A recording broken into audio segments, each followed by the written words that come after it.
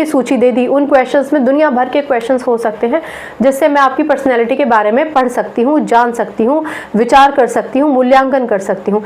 मैंने वो क्वेश्चंस तो आपको दे दिए, ये मेरा काम था, लेकिन क्या उन सारे सवालों के जवाब आपने सही लिखे हैं या उस व्यक्ति ने सही लिखे हैं जिसका मूल्यांकन हम करने जा रहे हैं, जिसके विषय में हम पढ़ने जा रहे हैं, जिसकी पर्सनैलिटी हम पढ़ने की कोशिश कर रहे हैं? क्या वो व्यक्ति हमें सच में स्पष्टता के साथ और पूरी ईमानदारी के साथ जवाब लिखकर देंगे?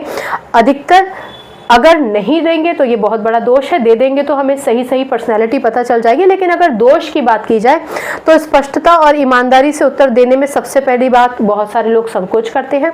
स्पष्ट और ईमानदार जवाब देना ही सबसे बड़ा मुश्किल काम होता है। और ये मान के चलिए कि क्योंकि ये तो है, ये व्यक्तिनिष्ठ एक प्रक्रिया है, आपकी पर्सनल लॉयल्टी है उसमें जुड़ी हुई। आप कितने लॉयल हैं उन क्वेश्चंस को लेकर, ये तो आपके ऊपर ही डिपेंड करता है। जिस व्यक्ति को हम जांचने की कोशिश कर रहे हैं उसके ऊपर डिपेंड करता है। तो एनीवे, अब ये हमारा सब्जेक्टिव मेथड है। ऑब्जेक्टिव मेथड हम नेक्स्ट लेक्चर में पढ़ेंगे। तो अगर आपको पर्सनैलिटी क्या है वो स्टडी करनी है, किसी व्यक्ति की पर्सनैलिटी कैसी है वो स्टडी करनी है, तो सब्जेक्टिव मेथड में आपके पास ये 4 मेथड हैं: साक्षात्कार विधि, इंटरव्यू, आत्मकथा, ऑटोबायोग्राफी, व्यक्तिवृत्त विधि। व्यक्ति के आसपास ही आपने एक घेरा बना लिया है, केस स्टडी, प्रश्नावली मेथड, क्वेश्चनर मेथड। ठीक है, सबके अपने अपने फायदे हैं, सबके अपने अपने दोष हैं। दोष का मतलब ये होता है कि ऐसा हो सकता है, ये संभावना है कि व्यक्ति झूठ बोल दे, बढ़ा चढ़ा के बोल दे, असत्य बोल दे, ईमानदारी ना करे, ठीक से उत्तर ना दे।